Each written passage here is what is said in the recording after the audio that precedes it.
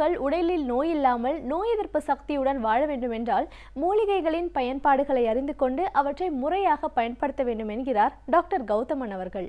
இன்றைக்கு என்ன மூலிகையின் பயன்பாடுகளை நம்மிடையே பகிர்ந்து கொள்ள வந்திருக்கிறார் என்பதை கவனிக்கலாம். நிகழ்ச்சியில் அடுத்த பகுதியாக வரவேற்பது பல்லாண்டு வாழ்ந்திட.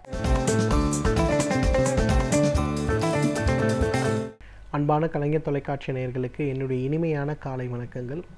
இன்றைக்கி நம்ம பார்க்கக்கூடிய தாவரத்துடைய பெயர் பெரும்பாலும் நம்ம எல்லாருக்குமே தெரியும்.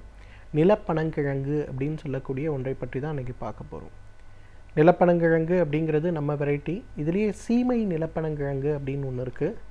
அதை பற்றி இன்றைக்கி ரொம்ப விரிவாக நம்ம பார்ப்போம். இந்த சீமை நிலப்பனங்கிழங்கு அப்படிங்கிறத பொறுத்தவரையிலும் நிறைய ஆராய்ச்சிகள் ஆண்களுடைய இனப்பெருக்க மண்டலம் சம்பந்தப்பட்ட பிரச்சனைகளுக்காக உபயோகப்படுத்தப்படுறத நமக்கு உறுதி செய்திருக்கிறத பார்க்குறோம். இன்றைக்கு ஆண்களுடைய இனப்பெருக்க மண்டலத்தில் ஏற்படுகின்ற எல்லா கோளாறுகளுக்கும் பார்த்திங்கன்னா இன்றைக்கு கிடைக்கக்கூடிய மருந்துகள் அப்படின்னு மார்க்கெட்டில் எடுத்து பார்த்திங்கன்னா எல்லாத்துலேயுமே இந்த நிலைப்பனங்கிழங்கோ அல்லது சீமை நிலப்பனங்கிழங்கோ இருக்கிறத நம்ம பார்க்கலாம். ஆனால் நம்மளுடைய ஆயுர்வேத மருத்துவத்தில் இந்த நிலப்பனங்கிழங்குடைய மிக முக்கியமான மருத்துவ குணங்கள் அப்படின்னு பார்க்கும்போது மனநோய்க்கு உபயோகப்படுத்துகின்ற முக்கியமான ஒரு மருந்துகளில் இருக்கிறத பார்க்குறோம். இன்றைக்கு ஒரு மூலிகையுடைய பயன் மிக அதிகமாக தெரியும் போது அந்த மூலிகைகள் பெரும்பாலும் உடலுக்கு கிடைக்கக்கூடிய நல்ல விளைவுகள் அப்படின்னு எடுக்கும்போது அதில் 4 பயன்கள் இருக்கிறதுனா வணிக ரீதியாக ஒரு பயன் மட்டும் பிரபலப்படுத்தப்பட்டு வருவதை நம்ம பார்க்க முடியும். அந்த ஒரு பயனுக்கு மட்டும் அது அதிகமாக உபயோகமாகிறத பார்க்குறோம். உதாரணத்துக்கு சொன்னோன்னா வல்லாரை இன்றைக்கு எல்லாமே மூளை சம்பந்தப்பட்ட விஷயத்திற்கு மிகப்பெரிய மருந்துன்னு சொல்கிறோமே தவிர வல்லாரை இன்றைக்கு வெரிகோஸ் வெயின் சம்பந்தப்பட்ட இரத்த நாளங்களில் ஏற்படுகின்ற பிரச்சனைக்கு ஒரு மிகப்பெரிய மருந்துங்கிறது இன்றைக்கு கிட்டத்தட்ட மறக்கடிக்கப்பட்ட ஒரு விஷயமாகவே இருக்குது. அந்த மாதிரி தான் நிலப்பனங்கிழங்குன்னு பார்த்தோம்னா மூளை சம்பந்தப்பட்ட பிரச்சனைகளுக்கு ஒரு மிகப்பெரிய மருந்தாக இருக்கிறது. ஆனாலும் கூட துரதிருஷ்டவசமாக இன்றைக்கு வெறும் ஆண்மை குறைவு சம்பந்தப்பட்ட ப்ரீமெச்சூர் எஜாக்குலேஷன் சம்பந்தப்பட்ட எரெக்டைல் டிஸ்ஃபங்க்ஷன் சம்பந்தப்பட்ட பிரச்சனைக்கு மட்டும்தான் அது மருந்தாக இருக்கிறது அப்படிங்கிற மாதிரி இன்றைக்கு பிரபலப்படுத்தப்பட்டு வருகிறது. சீனாவில் இருக்கக்கூடிய நிறைய மருத்துவ பல்கலைக்கழகங்கள், ஈவன் அமெரிக்காவில் இருக்கக்கூடிய சில மருத்துவ பல்கலைக்கழகங்களில் கூட ஆட்டிசம் சம்பந்தப்பட்ட குழந்தைகளுக்கு ஏற்படுகின்ற பிரச்சனைகளை குணமாக்குவதற்கு நிலப்பனங்கிழங்கு எவ்வாறு உதவி செய்கிறது அப்படிங்கிறத குறிப்புகள் ஆராய்ச்சிகள் மேற்கொள்ளப்பட்டு வருகிறத நம்ம பார்க்க முடிகிறது. யுனானி மருத்துவத்தில் நிலப்பனங்கிழங்கு மனம் சம்பந்தப்பட்ட நோய்களுக்கும் குறிப்பாக குழந்தைகளுடைய ஆட்டிசம் சம்பந்தப்பட்ட நோய்களுக்கு கொடுக்கப்படுகின்ற மிக முக்கியமான ஒரு மருந்தாக இருக்கிறத நம்ம பார்க்க முடிகிறது. ஒவ்வொரு மருத்துவ முறைக்கும் சில மூலிகைகள் வேறு வேறு உபயோகத்திற்கு பயன்படுத்தப்பட்டு வரதை பார்க்குறோம். நிலப்பனங்கிழங்குங்கிறது சித்த மருத்துவ முறையில் மிகப்பெரிய அளவில் பெண்கள் ஆண்களுக்கு ஏற்படுகின்ற இனப்பெருக்க மண்டலம் சம்பந்தப்பட்ட பிரச்சனைகளுக்கு உபயோகப்படுத்தப்பட்டு வரதை பார்க்குறோம். ஆயுர்வேத மருத்துவத்தில் நிலப்பனங்கிழங்கை மனநோய்களுக்கு பயன்படுத்தப்பட்டு வரதை பார்க்குறோம். யுனானி மருத்துவத்தில் பார்த்திங்கன்னா இந்த நிலப்பனங்கிழங்கு அப்படிங்கிறது பெரும்பாலும் குழந்தைகளுக்கு ஏற்படுகின்ற மூளை வளர்ச்சி சம்பந்தப்பட்ட பிரச்சனைகளுக்கு உபயோகப்படுத்தப்பட்டு வரதை பார்க்குறோம். ரொம்ப குறிப்பாக பார்க்கணும்னா ஆட்டிசம் சம்பந்தப்பட்ட பிரச்சனை. ஒரு குழந்தைக்கு ஆட்டிசம் இருக்கும்போது 10 வகையான அறிகுறிகள் தெரியறதை நம்ம பார்க்குறோம். குழந்தைகள் கண்களை பார்த்து பேசாமல் இருத்தல், கூப்பிடும்போது திரும்பி பார்க்காமல் இருத்தல், வாய் பேசாமல் இருத்தல், ஒரு இடத்தில் அமராமல் இருத்தல், எல்லோரோடும் பழகாமல் இருத்தல், அதே போல் குழந்தைகள் குறிப்பிட்ட வகை உணவை மட்டும் சாப்பிடக்கூடிய பழக்கம் வைத்து கொண்டிருத்தல், குழந்தையுடைய அறிவு சார்ந்த வளர்ச்சி விகிதம் மிக மோசமாக இருத்தல், எழுதுவதோ படிப்பதோ எழுத்துக்களை கவனித்து புரிந்து கொள்வதோ இல்லாமல் இருத்தல், கேட்கின்ற கேள்விகளுக்கு நேரடியாகவோ மறைமுகமாகவோ பதில் சொல்ல முடியாமல் இருத்தல், எல்லாவற்றுக்கும் மேலாக குழந்தைகளுடைய வயதிற்கேற்ற அறிவு மூளை வளர்ச்சி இல்லாமல் இருத்தல். இந்த 10 விஷயங்கள் இருக்குனாலே இந்த குழந்தைகளுக்கு ஆட்டிசம் இருக்குன்னு அர்த்தம். இன்றைக்கு ஆட்டிசம் சம்பந்தப்பட்ட பிரச்சனைகள் ஏற்படும் போது என்னதான் ஆக்குபேஷனல் தெரப்பி, ஸ்பீச் தெரப்பி கொடுக்கப்பட்டாலும் கூட அந்த குழந்தைகளுடைய வளர்ச்சி விகிதம் ஒரு குறிப்பிட்ட அளவுக்கு மேலே போகாமல் தடைப்பட்டு நிற்கிறத இன்றைக்கு பார்க்க முடிகிறது. இந்த குழந்தைகள் அடோலசன்ட் ஏஜ்னு சொல்லக்கூடிய 12-14 வயதுக்குள்ளே போகும்போது அந்த குழந்தைகளுடைய வளர்ச்சிகளில் மிகப்பெரிய பாதிப்புகள் ஏற்படுவதை பார்க்க முடிகிறது. ஸோ இது சம்பந்தப்பட்ட பிரச்சனைகள், இது சம்பந்தப்பட்ட வளர்ச்சி குறைபாடுகளை நீக்குவதற்கு ஒரு மிகச்சிறந்த மருந்து இருக்கும் அப்படின்னு கேட்டிங்கன்னா அதற்கு நிலப்பனங்கிழங்கு அல்லது சீமை நிலப்பனங்கிழங்கு தான் நம்ம சொல்லணும். நிலப்பனங்கிழங்கிலிருந்து எடுக்கக்கூடிய சூரணத்தை ஒரு அரை தேக்கரண்டி அளவு எடுத்து சிறிதளவு தேன் அல்லது சிறிதளவு நெய் கலந்து காலை ஒரு முறை உணவுக்கு முன்பு, இரவு ஒரு முறை உணவுக்கு முன்புன்னு எடுக்கும்போது மிகப்பெரிய அளவில் அந்த குழந்தைகளுடைய மனம் சாந்தமடைகிறத நம்ம பார்க்க முடியும். இரவு நேரங்களில் அந்த குழந்தைகள் தூங்க மாட்டாங்க. பகல் நேரங்களில் புதிதாக வருபவர்கள் யாராவது ஒருத்தர் வந்தாலோ அல்லது புதிதாக ஒரு விஷயம் ஏற்பட்டாலோ அந்த குழந்தைகள் மிகப்பெரிய அளவில் கலாட்டாக்கள் செய்கிறத நம்ம பார்க்க முடியும். மிகப்பெரிய அளவில் உடல் சோர்வு அந்த குழந்தைகளுக்கு ஏற்படுறதையும், வளர்ச்சி விகிதம் மிக அதிகமாக இருக்கிறதையும், ஆனால் அறிவு சார்ந்த வளர்ச்சி விகிதம் மிக குறைவாக இருக்கிறதையும் பார்க்க முடியும்.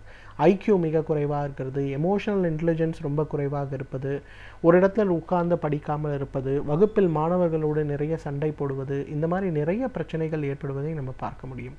ஸோ இந்த மாதிரி ஏற்படுகின்ற பிரச்சனைகளை குறைத்து அந்த குழந்தைகளை நார்மலாக வளரச் செய்வதற்கு எது தேவை அப்படின்னு பார்த்தீங்கன்னா, அதற்கு இந்த நிலப்பனங்கிழங்கு அல்லது சீமை நிலப்பனங்கிழங்கு தேவைன்னு சொல்லலாம். இந்த நிலப்பனங்கிழங்கு அல்லது சீமை நிலப்பனங்கிழங்கிலிருந்து எடுக்கக்கூடிய சூரணத்தை ஒரு 2 கிராம் அளவுக்கு சிறிதளவு நெய் அல்லது சிறிதளவு தேன் கலந்து காலை ஒரு முறை இரவு ஒரு முறை அப்படிங்கிற மாதிரி ஒரு மருந்தாக அல்ல, ஒரு உணவாகவே ஒரு வருட காலம் தொடர்ந்து கொடுத்துட்டு வாங்க. அந்த குழந்தைகளுடைய படிக்கின்ற திறன், முகத்தை பார்த்து பேசுகின்ற திறன், சொல்றை கேட்குகின்ற திறன், நிறைய பப்ளிக் பிளேஸில் கலாட்டாக்கள் பண்ணக்கூடிய விஷயங்கள், அது ஏதாவது ஒரு சத்தம் போட்டு அடிக்கடி கத்திக்கொண்டே இருப்பது, இந்த மாதிரி பிரச்சனைகள்லாம் கொஞ்சம் கொஞ்சமாக அட்ரஸ் ஆகி அந்த குழந்தைகள் கொஞ்சம் மாற்றம் உண்டாகிறத நம்ம பார்க்க முடியும். ஏன்னா நிறைய பெற்றோர்கள் இன்றைக்கு வரும்போது என்கிட்ட சொல்லுவது, கவலைப்படுகின்ற ஒரு முக்கியமான விஷயம், எங்கேயுமே வெளியில் கூட்டிகிட்டு போக முடியல, எங்கேயாவது வெளியில் நம்ம கூட்டிகிட்டு போனோன்னா அந்த குழந்தைகள் ரொம்ப கலாட்டா பண்ணுறாங்க, அதே போல் புதிதாக வரவர்கள் யாராவது ஒருத்தர் வந்தாங்கன்னா வீட்டில் ரொம்ப கலாட்டா நடக்குது, டிவி எப்போ பார்த்தாலும் பார்த்துட்ருக்காங்க, மொபைல் ஃபோன் பார்க்குறாங்க, ஆனால் இது தவிர வேறு எந்த விஷயங்கள் சொன்னாலும் அவங்க செய்வது கிடையாது. அதே போல் உணவு உண்ணக்கூடிய அளவு நாளுக்கு நாள் மிக அதிகமாகி கொண்டே இருக்கிறது. ஒரே உணவை 6 முறை 7 முறை கூட அவங்க சாப்பிட்றாங்க. ஆனால் அந்த உணவை மாற்றி அமைத்தோன்னா, உதாரணத்துக்கு தோசைனா 6 முறை 7 முறை கூட தோசை சாப்பிட்றாங்க. ஆனால் ஒரு இட்லியோ சப்பாத்தியோ கொடுக்க ஆரம்பித்தோன்னா தொடுவது கூட கிடையாது. அந்த உணவு தான் வேணும்னு மிகப்பெரிய அளவில் கலாட்டாக்கள் செய்கிறாங்க. இந்த மாதிரி நிறைய விஷயங்கள் பெற்றோர்கள் ஒரு கம்ப்ளைண்டாக நமக்கு கொடுக்கறத பார்க்குறோம். அன்ஃபார்ச்சுனேட்லி இந்த பிரச்சனைகளுக்காக இன்றைக்கு கொடுக்கக்கூடிய மாடர்ன் மெடிசனில் இருக்கக்கூடிய மனநோய் சம்பந்தப்பட்ட மருந்துகள் குழந்தைகளுக்காக உருவாக்கப்பட்ட மருந்துகளாக இருக்கிறதில்ல. ஸோ அந்த மருந்துகளை குழந்தைகள் எடுத்துக்கொள்ளும் போது மிகப்பெரிய அளவில் குழந்தைகளுக்கு மூளை சம்பந்தப்பட்ட பாதிப்புகள் ஏற்படுறதையும், உடல் சம்பந்தப்பட்ட சர்க்கரை நோய் சம்பந்தப்பட்ட பாதிப்புகள் ஏற்படுறதையும் நம்ம பார்க்குறோம். ஸோ இந்த மாதிரி இருக்கக்கூடிய பிரச்சனைகளை குணமாக்குவதற்கு, குறைப்பதற்கு பார்த்திங்கன்னா மிகச்சிறந்த மருந்து இந்த நிலப்பனங்கிழங்குன்னு சொல்லலாம். தகுந்த மருத்துவ ஆலோசனையின் பேரில் சரியான முறைப்படி ஒரு உணவாக குழந்தைகளுக்கு இந்த நிலப்பனங்கிழங்கிலிருந்து எடுக்கக்கூடிய சூரணத்தையோ அல்லது நெய்யையோ கொடுக்கும்போது அந்த குழந்தைகளுடைய ஆரோக்கியம் நன்றாக மேம்பட்டு பல்லாண்டு காலம் ஆரோக்கியமாக வாழ்வதை நாம் பார்க்க முடியும். சமூகத்தில் நடக்கும் நல்ல நிகழ்வுகளில் நம்முடைய பங்களிப்பு என்னவாக இருக்கிறதோ அதே போன்று தீய நிகழ்வுகளை தட்டி கேட்பதிலும் நம்முடைய பங்களிப்பு இருக்க வேண்டும் என்கிறார் எழுத்தாளர் மனுஷபுத்திரன் அவர்கள். இன்றைக்கு என்ன சமூக பிரச்சனையை நம் கண்முன் கொண்டு வந்திருக்கிறார் என்பதை கவனிக்கலாம். நிகழ்ச்சியில் அடுத்த பகுதியாக வரவிருப்பது தீதும் நன்றும்.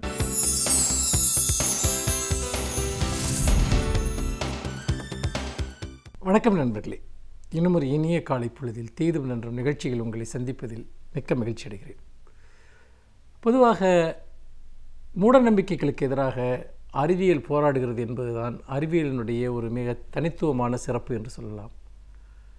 அப்படி பார்க்கிற போது நாம் உண்மையில் எதெல்லாம் அறிவிற்கு புறம்பானதோ, தர்க்கத்திற்கு புறம்பானதோ அல்லது இட்டுக்கட்டப்பட்டதோ, மிகைப்படுத்தப்பட்டதோ அவை அனைத்திற்கும் அறிவியல் தான் எதிரானதாக இருந்திருக்கிறது. இன்னும் சொல்லப்போனால் கட்டுக்கதைகளை உடைத்தெறியக்கூடிய வலிமை அறிவியலுக்குத்தான் உண்டு என்று நாம் நம்பி வந்திருக்கிறோம். அதன் அடிப்படையில் தான் கண்மூடித்தனமான பல பழக்கங்கள் எல்லாம் மண்மூடி போவதற்கு அறிவியலினுடைய தேவை துணை இருந்திருக்கிறது.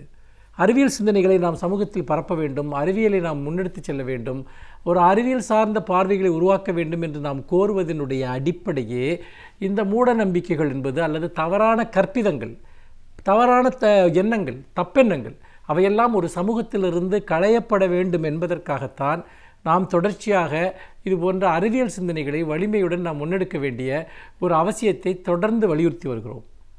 ஆனால் இப்பொழுது நம்முடைய நாட்டில் ஒரு விசித்திரமான ஒரு சூழல் நிலவுகிறது. அறிவியலின் பெயரால் பல்வேறு விதமான கட்டுக்கதைகள் பரப்பப்படுவது. இதில் 2 விதமான தரப்புகள் இருக்கின்றன. ஒன்று, அறிவியலுக்கு எதிராக பாரம்பரியம்தான் எல்லாம் சிறந்தது என்று சொல்லி வெறும் நம்பிக்கைகளின் அடிப்படையில் வாழ்க்கை முறை அல்லது மருத்துவம், உடல் நலம் என அனைத்தையும் கட்டமைக்கக்கூடிய ஒரு குழுவினர் ஒருபுறம். அவர்கள் அறிவியலினுடைய எல்லா விதமான சிறப்புகளையும் அவர்கள் மறுக்கிறார்கள், பங்களிப்பையும் மறுக்கிறார்கள். அறிவியல் சார்ந்த விஷயங்களில் நமக்கு விமர்சனங்கள் இருக்கலாம், ஏற்க முடியாத சில அம்சங்கள் இருக்கலாம். ஆனால் ஒட்டுமொத்தமாக அறிவியல் உலகினுடைய சாதனைகளை புறந்தள்ளிவிட்டு பாரம்பரியத்திற்கு திரும்புவது என்கிற ஒரு கோஷம் ஒருபுறம் ஒலிக்கிறது. இன்னொரு புறம் இந்த பாரம்பரியம் சார்ந்த விஷயங்களை ஒதுக்கிவிட்டு அறிவியல் தான் சிறந்தது என்று சொல்லக்கூடியவர்கள் அவர்களே எப்படி மூட நம்பிக்கைகளை அறிவியலின் பெயரால் பரப்புகிறார்கள் என்பதும் ஒரு மிக முக்கியமான பிரச்சனையாக இன்றைக்கு மாறி இருக்கிறது. ஏனென்றால் அறிவியல் என்கிற பெயரில் எழுதப்படுகிற பல கட்டுரைகள், அந்த கட்டுரைகள் என்பது சந்தேகத்திற்குரியதாக இருக்கின்றன. பல சமயங்களில் கலாச்சார ரீதியான சில மதிப்பீடுகளை அறிவியல் மதிப்பீடுகளாக மாற்றுவதற்கு முயற்சிக்கிறார்கள் என்கிற குற்றச்சாட்டு எழுகிறது. அந்த விதத்தில் தான் ஒரு அறிவியல் இதழில் ஒரு கட்டுரை வெளிவருவதனாலோ அல்லது ஒரு அறிவியலாளர் ஒரு விஷயத்தை சொல்கிறார் என்பதனாலோ அது அறிவியலாக இருக்குமா என்கிற சந்தேகம் இப்பொழுது ஆழமாக எழுந்திருக்கிறது. பல சமயங்களில் அறிவியல் என்கிற பெயரில் தங்களுடைய சொந்த வெறுப்புகளை வெளிப்படுத்தக்கூடிய போக்கை நாம் பரவலாக பார்க்கிறோம். அப்படித்தான் சமீபத்தில் புகழ்பெற்ற ஒரு அறிவியலுக்கான இதழான சயின்டிஃபிக் கம்யூனிகேஷன் என்கிற ஒரு இதழிலே 2 மருத்துவர்கள் ஒரு கட்டுரையை எழுதியிருந்தார்கள். அந்த கட்டுரையில் வெளிப்படுகிற மனோபாவம் என்பது மிக ஆபத்தானது என்பதை நாம் தொடர்ந்து அந்த கட்டுரை தொடர்பாக வரக்கூடிய எதிர்வினைகளிலிருந்து பார்க்கிறோம். அந்த கட்டுரையில் அவர்கள் என்ன சொல்கிறார்கள் என்றால், இந்த சிறார் குற்றவாளிகள், அதாவது அரசினுடைய இந்த சிறார் சீர்திருத்த பள்ளிகளில் இருக்கக்கூடியவர்கள், அந்த குழந்தைகள், அவர்களுடைய குற்ற மனப்பான்மைக்கு என்ன காரணம் என்று அவர்கள் ஒரு ஆய்வை செய்ததாக சொல்கிறார்கள். அப்படி சொல்கிற போது அவர்கள் சொல்லக்கூடிய காரணம் என்பதுதான் மிக மிக விசித்திரமானதாக இருக்கிறது.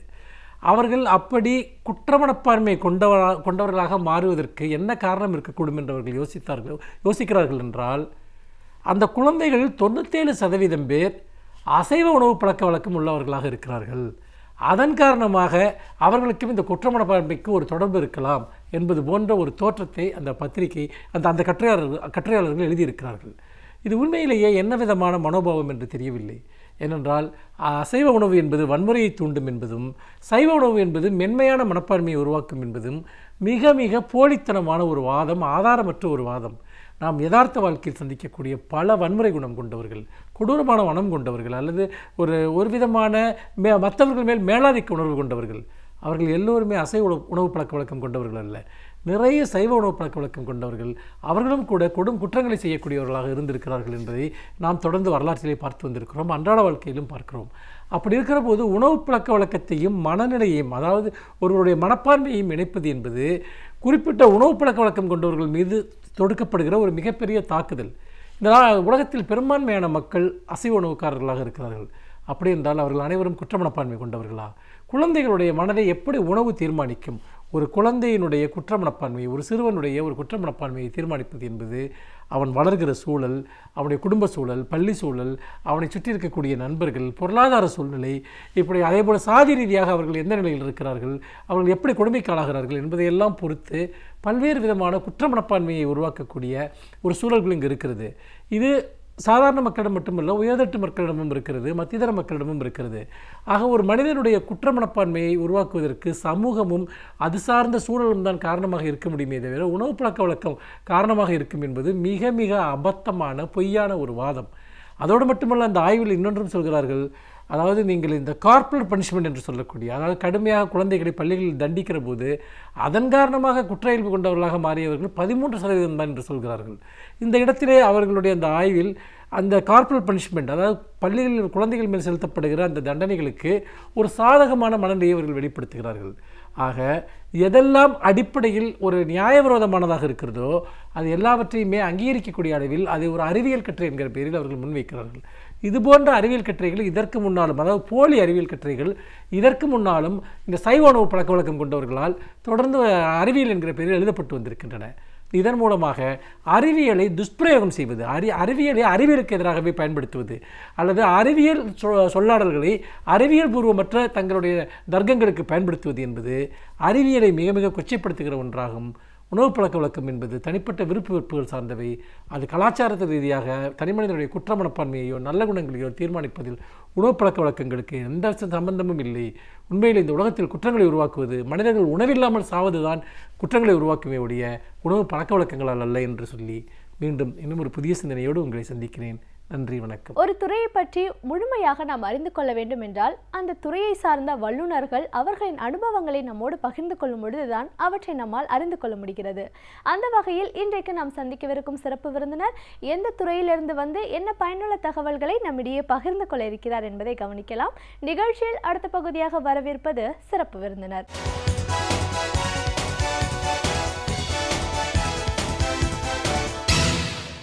வணக்கம் நேயர்களே, விடியலே வா நிகழ்ச்சியின் சிறப்பு விருந்தினருக்கான நேரம் இது. இன்றைய சிறப்பு விருந்தினர் உலக தமிழ் ஆராய்ச்சி நிறுவனத்தின் உதவி ஆசிரியர் முனைவர் நா. சுலோச்சனா. உலக தமிழ் ஆராய்ச்சி நிறுவனத்தோட உதவி ஆசிரியரா உலக தமிழ் ஆராய்ச்சி நிறுவனம் அப்படிங்கிறது எப்படி செயல்பட்டது, எப்படி இது உருவாக்கப்பட்டது, இன்றைய பணிகள் என்ன, இப்படி நிறைய விஷயங்களை கருத்துக்களை நாம உங்ககிட்ட கேட்டு தெரிஞ்சுக்கலாம். வணக்கம் மேடம். வணக்கம் மேடம்.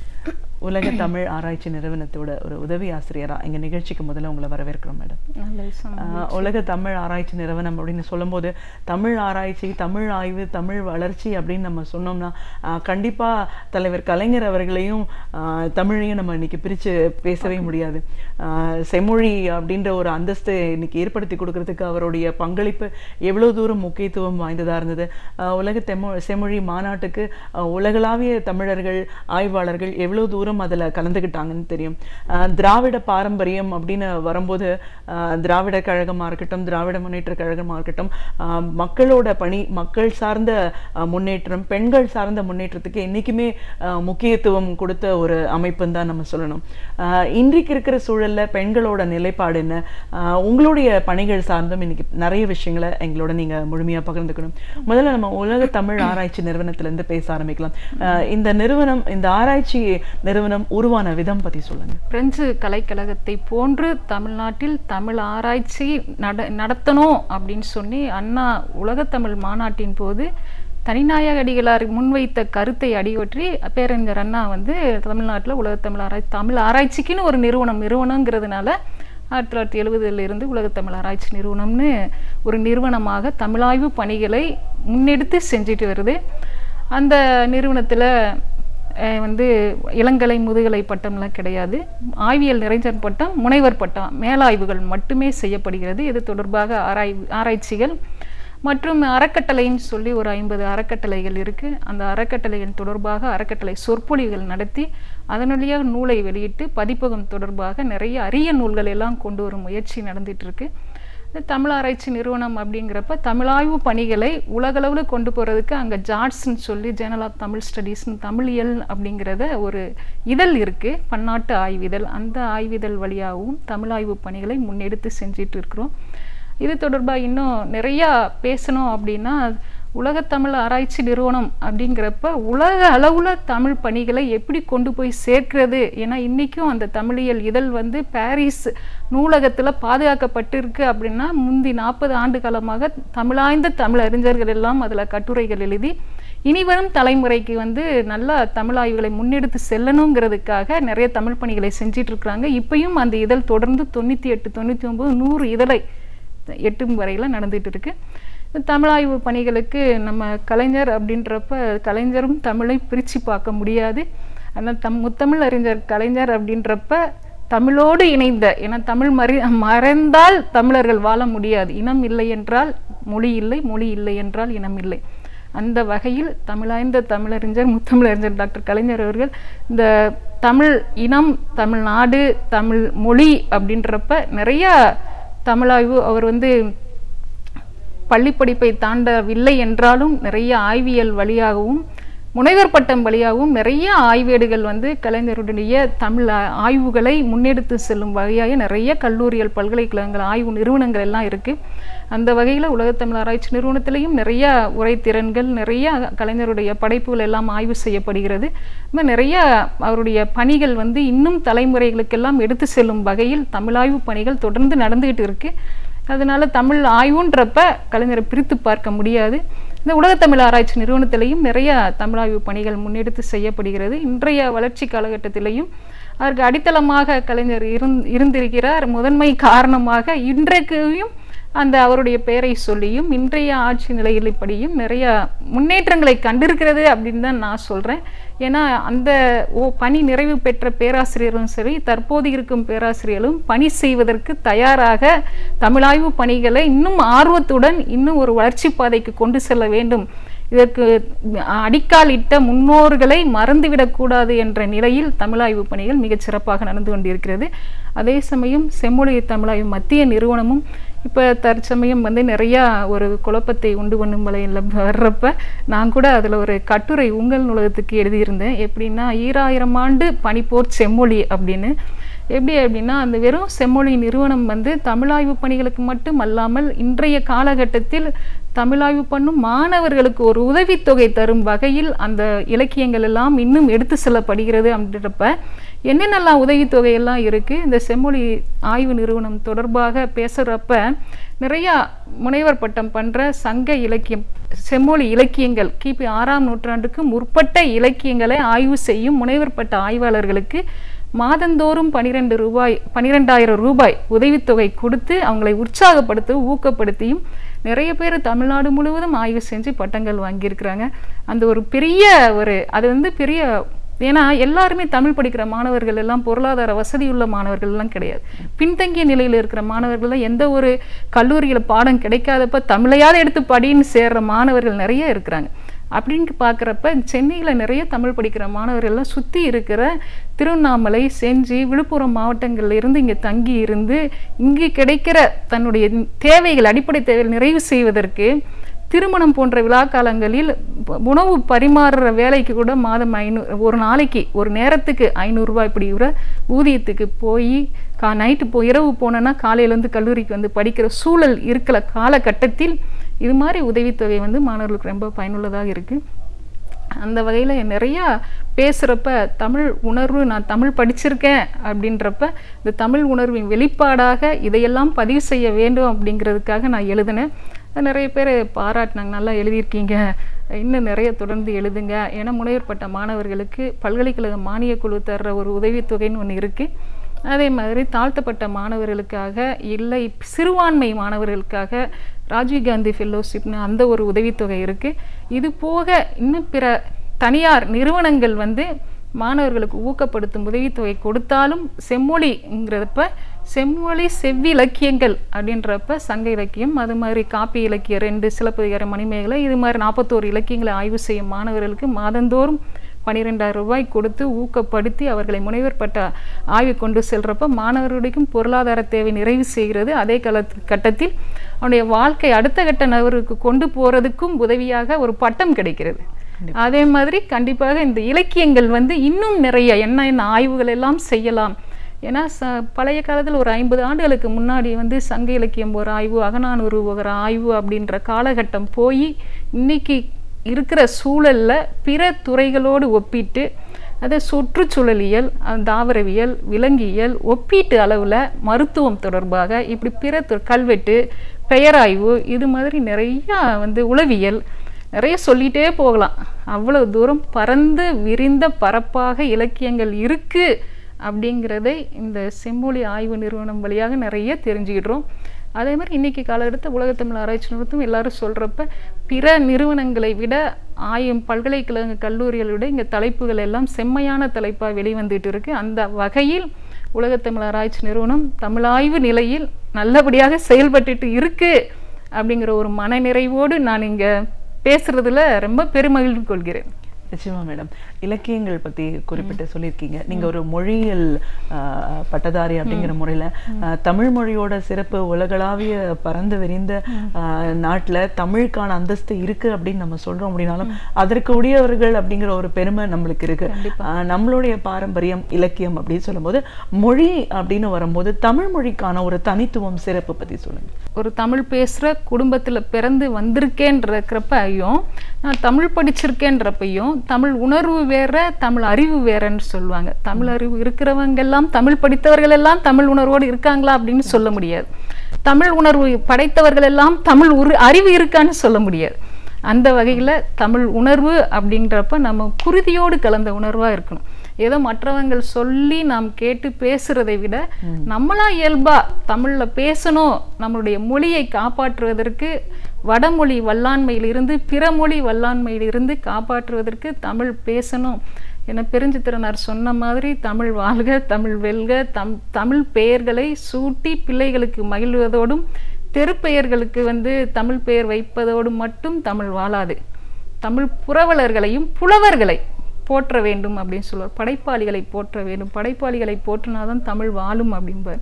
அந்த வகையில் இப்போ தனித்தமிழ் இயக்க நூற்றாண்டு 1916 இருந்து 2016 வரை நூற்றாண்டுன்னு நிறைய கொண்டாடிட்டு இருந்தாங்க. இப்போ நான் ஒரு இடத்துக்கு நீலாங்கரையில் ஒரு தனித்தமிழ் இயக்க நூற்றாண்டு விழா கூட்டத்துக்கு பேச போயிருக்கிறப்ப நான் அவர்கிட்ட சொல்லியிருந்தேன். நான் அங்கே பார்த்தா எல்லாமே அகவை முதிர்ந்தவர்களாக இருந்தாங்க. அப்போ இப்போ ஒரு தனித்தமிழ் அப்படின்னா தமிழில் நல்ல தமிழில் பேசணும். ஏன்னா பெருஞ்சித்திரனார் சொல்வார், பிளேடுங்கிறதுக்கு மலி தகடுன்னு சொல்லுங்க, ஆகஸ்ட்டுங்கிறத ஆகத்துன்னு சொல்லுங்க, பெரிய ஆபத்துன்னு பயந்து போயிடாதீங்க அப்படி சொல்வார். நிறைய நல்ல தமிழ் சொற்கள் எல்லாம் இருக்கு. சங்க இலக்கியங்கள்லயே நிறைய தமிழ் சொற்கள் இருக்கு. அதை பாவாணர் ரொம்ப எளிமைப்படுத்தி சொல்லாராய்ச்சி மொழியாராய்ச்சி கட்டுரைகள் எல்லாம் வெளியிட்டிருக்கிறாரு. அதெல்லாம் நம்ம படிக்கிறப்ப இதெல்லாம் வழக்கில் இல்லாத சொற்கள் எல்லாம் வேற்றுமொழி சொற்கள் நினச்சிட்டு இருக்கோம். அதெல்லாம் கிடையாது. உண்மையில் அதெல்லாம் நல்ல தமிழ் சொற்களாக இன்றளவும் நிறைய இருக்கு. அப்படி பார்க்குறப்ப தனித்தமிழுக்காக நம்ம ஏன் இளைய தலைமுறைக்கு கொண்டு போய் சேர்க்குற மாதிரி ஒரு கருத்தரங்கம் நடத்தி எல்லாரும் வாசிக்கிறதுக்கு ஒரு அனுபவத்தை உண்டாக்கலாமே அப்படிங்கிறதுக்காக சென்ற ஆண்டு ஏப்ரல் பாரதிதாசன் பிறந்த நாள் ஏப்ரல் 29, 28 ஏன்னா தனித்தமிழுக்கு பாடுபட்டதில் பாவேந்தரை விட்டுட்டும் சொல்ல முடியாது தனித்தமிழ் இயக்கம். அதனால் தனித்தமிழின் நோக்கும் போக்குன்னு ஒரு பன்னாட்டு கருத்தரங்கம் நடத்தினேன் எங்கள் நிறுவனத்தில். இப்போ அதன் வழியே நிறைய அதனால் தமிழ் மொழி அப்படின்றப்ப நம்ம தான் அடிப்படையிலிருந்து பேச கற்றுக் கொடுக்க வேண்டும். வகுப்பறையிலையும் அதான் பேசுறது. இன்னும் மாணவர்கள்கிட்ட வேறு மொழி கலந்து பேசினா தான் பெருமை அப்படின்னு நினைக்கிறோம். ஆனால் தமிழ்நாட்டில் தமிழில் பேசுகிற ஒன்றும் வேறு மொழி கண்டிப்பாக தெரிஞ்சிருக்கணும். இன்றைக்கி சூழலில் இருந்தால் நீ தமிழில் பேசுனா தமிழ்லையே பேசு, ஆங்கிலத்தில் பேசினா ஆங்கிலத்தில் பேசு, ரெண்டையும் கலந்து பேசி மற்றவர்களுக்கு குழப்பத்தை உருவாக்காது. அதுதான் பெருமையாக நினச்சிட்டுலாம் பேசக்கூடாது. ஒன்று தமிழில் பேசுனா தமிழ்லையே பேசு, நல்ல தமிழில் பேசு. அதனால தான் பேச்சு வழக்கு எழுத்து வழக்குன்னு தமிழுக்கே உள்ள ஒரு இரட்டை வழக்கு. மொழிங்கிறது தமிழுக்கு தான் உண்டு. தமிழ் ஒரு தொன்மை பாரம்பரியம் மிக்க ஒரு மொழி அப்படின்றப்ப அயல்நாட்டில் அவர்கள் இருக்கிறவங்கெல்லாம் தமிழ் பேசுறதுக்கு எவ்வளவு ஒரு பிரயத்தனம் பட்டு பேசுகிறப்ப நான் தமிழ்நாட்டில் இருந்துட்டு ஏன் தமிழ் பேசுறதுக்கு இவ்வளோ கூச்சப்படணும் அப்படிங்கிறப்ப அடிப்படையில் இருந்தே ஒரு மொழி உணர்வு என்பதை உருவாக்க வேண்டும் என்பது என்னுடைய கருத்து. உங்களுடைய படைப்பு அப்படின்னு வரும்போது உங்களுடைய ஆய்வு பற்றி குறிப்பிட்டு சொல்ல வேண்டிய அவசியம் இருக்கு. பெண்களோட நிலைப்பாடு அப்படின்னு வரும்போது கண்டிப்பாக உங்களுடைய ஆய்வுலேருந்து எடுத்து சொல்ல வேண்டிய தகவல்கள் இருக்கு. உங்களுடைய ஆய்வை எதை மையமாக வச்சு உருவானது? நான் என்னுடைய முனைவர் பட்ட ஆய்வு தமிழ் படைப்புகளில் பெரியாரிய பதிவுகள்.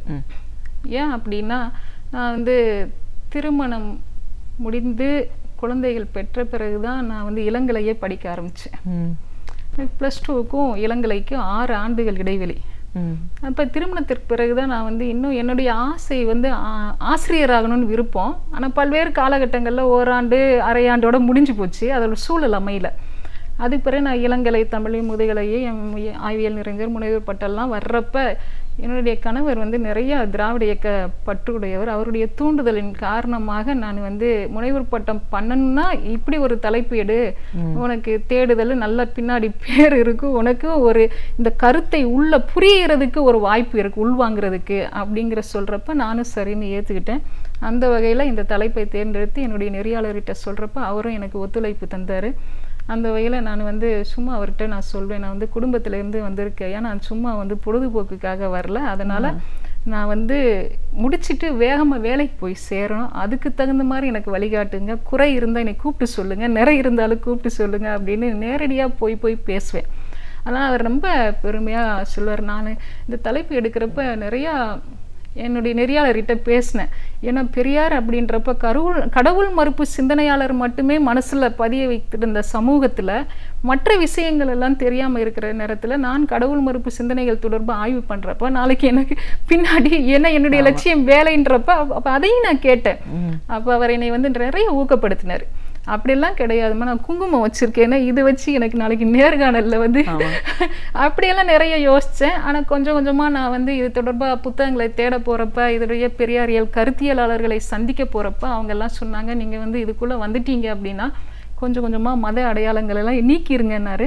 அது மாதிரி எங்களுக்கு திருமணமே சுயமரியாதை திருமணம் தான், எந்த ஒரு ஐயரை வச்சு வேள்வி நடத்தி அப்படியெல்லாம் செய்யலை. அதே மாதிரி என்னுடைய குழந்தைகளுக்கும் மொட்டை அடிக்கிறதெல்லாம் கோயிலுக்கு போல் அப்படியெல்லாம் வீட்டில் வச்சு தான் சொந்த பந்தங்களோட செஞ்சது. இது மாதிரி இருக்கிறப்ப எனக்கு கொஞ்சம் கொஞ்சமாக முழுமையான ஒரு, ஏன்னா நான் பிறந்து வளர்ந்ததெல்லாம் இப்படி வளரல, திருமணத்திற்கு பிறகு வந்ததுனால கொஞ்சம் கொஞ்சமாக தான் என்னால் உள்வாங்கிக்கிட முடியும். அந்த வகையில் என்னுடைய சிந்தனைகளையும் அந்த இன்னும் கொஞ்சம் புரிஞ்சுக்கிடணுங்கிறதுக்காக இந்த முனைவர் பட்டங்கிறது ரொம்ப உதவியாக இருந்து இப்போ வரைக்கும் நான் வந்து சிவகாசி கல்லூரியில் ஒரு 6 ஆண்டுகள் வேலை பார்த்தாலும் அங்கே வந்து இளங்கலை அறிவியல் முதுகலை மாணவர்களுக்கெல்லாம் பாடம் எடுக்கிறப்ப எப்படி திருக்குறளை வந்து ஒரு மனனம் செய்து மதிப்பெண்ணுக்காக பாடம் எடுக்கிற அந்த சூழலில் ஏன் பெரியாருடைய சிந்தனைகளையும் வகுப்பறைகளை பேசக்கூடாது அப்படின்றப்ப என்னுடைய கொள்கையாக எப்படியாவது வகுப்பு போனால் பெரியாரிய கருத்தியலை பதிய வைக்காமல் வர்றது கிடையாதுன்னு ஒரு முடிவோடு தான் நான் இருந்தேன். இப்போ வரைக்கும் அப்படிதான். நேற்று கூட வள்ளுவர் கூடத்தில் பேசுகிறப்ப கூட ஒரு சின்ன கருத்து தான் சொல்லப்பட்டிருந்தது. எப்படி அப்படின்னா, ஒரு சாமியார்கிட்ட வந்து புண்ணிய நதிக்கு நீராட போகிறதுக்காக எல்லோரும் கூப்பிடுறாங்க. அப்போ அந்த சாமியார் வந்து நான் வரல, வேலை நிறைய இருக்குது, அதனால் நீங்கள் போயிட்டு வாங்கன்றாரு. அப்போ ஒரு பாகற்காயை மட்டும் கொடுத்து அனுப்புகிறாரு. கொடுத்து அனுப்புன உடனே அதை ஏன் பாகற்காய் கொடுக்குறீங்க அப்படின்றப்ப, நீங்கள் போகிற இடத்துல எல்லாம் இதையும் தண்ணியில் நினச்சி கொண்டு வாங்க, அந்த புண்ணிய சேருன்னு சொல்லி அனுப்புகிறாரு. சரின்னு இவங்களும் போயிட்டு திரும்பி வர்றப்போ பாகற்காயை கொண்டு வந்து கொடுக்குறாரு. பாகற்காயை வந்து பல துண்டுகளாக பிரித்து வந்தவங்கிட்டலாம் கொடுக்குறாரு. இப்போ சாப்பிடுங்க, அது இனிக்கும், ஏன்னா புண்ணிய தலத்துலலாம் நினச்சதுனால இனிக்குன்றாரு. அப்போ எல்லோரும் சாப்பிட்டு பார்த்த உடனே அது ஒரே கசப்பாக இருக்குது. அப்போ என்ன நீங்கள் இனிக்குன்னு சொன்னீங்களே, கசக்குதே அப்படின்றப்ப, இதுதான் பாகற்காயின் குணம். எத்தனை புண்ணிய நதியில் நீராடினாலும் அதனுடைய குணம் அதனிட்டு தான் இருக்கும்.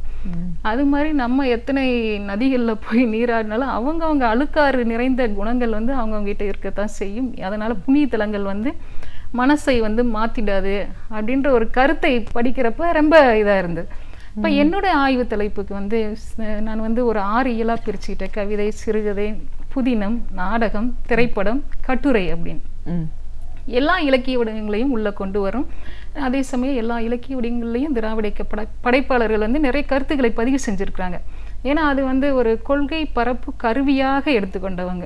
1975 வரை நிறையா வந்து இந்த இலக்கிய வகைகளை வந்து கொள்கையை பரப்புவதற்காக, பெரியாரிய கொள்கைகளை பரப்புவதற்காக எடுத்துக்கொண்ட கருவிகளாக இலக்கிய வகைகளை கையாண்டிருக்கிறாங்க. அந்த வகையில் நான் கலைஞர் எடுக்கிறப்ப சிறுகதை, புதினம், கட்டுரை, திரைப்படம் எல்லாத்தையும் உள்ளே சேர்த்துருக்கேன். அண்ணாவுடைய நாடகம் எல்லாமே உள்ளே இருக்குது. அதே மாதிரி சிபி சிற்றரசு, எஸ்எஸ் தென்னரசு, இளஞ்செழியன், புகழேந்தி போன்ற திராவிட இயக்க படைப்பாளர்களுடைய கதைகளை அத்தனையும் உள்ளடக்கியிருக்கேன்.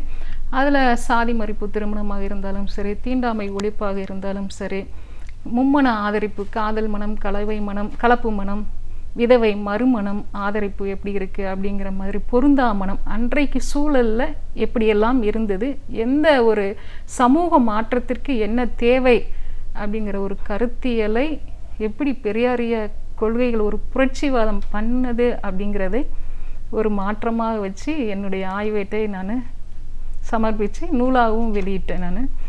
அப்போ எனக்கு என்ன ஒரு பெருமை அப்படின்னா, அந்த பெண் கல்விங்கிறப்ப எப்படி பெரியார் வந்து இலக்கியங்களில் பெண்கள் எல்லாம் நாணலை போல வளைந்து கொடுப்பவர்கள், அதனால் பெண்களுக்கு ஆசிரியர் பயிற்சி, செவிலியர் பயிற்சி தான் லாயக்கு என்ற காலகட்டம் போய் பெண்கள் எல்லாம் வானூர்தி ஓட்டவும், காவல்துறையில் சேரவும், இராணுவத்தில் பயிற்சி எடுக்கவும் வந்து பெண்கள்னால் இப்படி தான் சாந்தம், அமைதியாக இருக்கணும், பேணும் திறனாக இருக்கணும் அப்படிலாம் போய் பெண்களுக்கும் வன்மை உண்டு, கோபம் உண்டு, ஆளும் திறம் உண்டு என்பதை புரிய வைத்தது இந்த இலக்கிய படைப்புகள்.